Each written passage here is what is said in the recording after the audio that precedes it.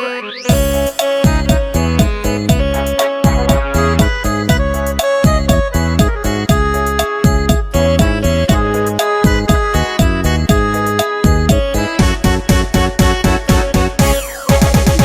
រុកក្រចុង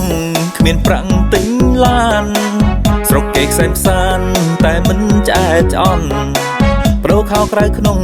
រួចដូរប្រពន្ធរឿងល្ខោនរឿងគុណកាលនៅអាមេរិក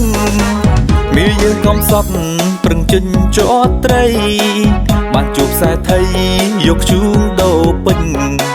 រឿងចាំងបុរាណសូមចាំកុំភ្លេចនៅស្រុកអាមេរិកគេដូរប្រពន្ធប្តីខ្ចីប្រាក់ខ្ចីឡានរួចខ្ចីប្រពន្ធបណ្ដាលេងសិន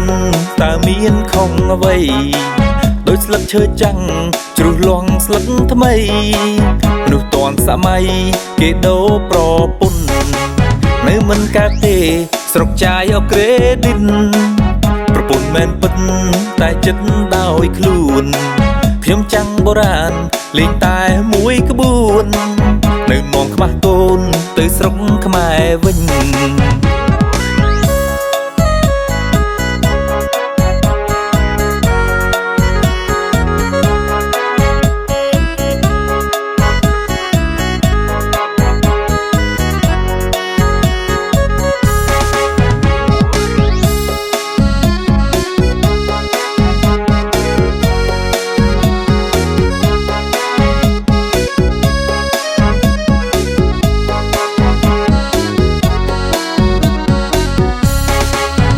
ស្រុកក្រចុង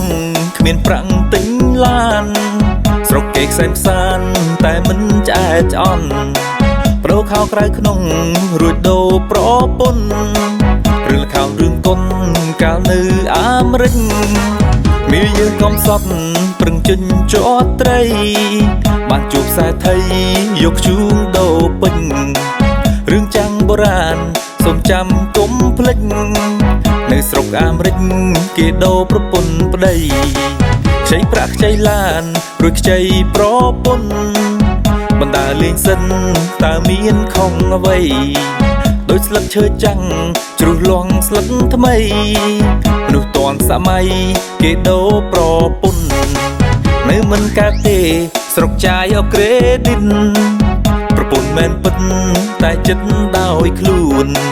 ខ្ញុំចាំងបុរាណលេងតែមួយក្បួន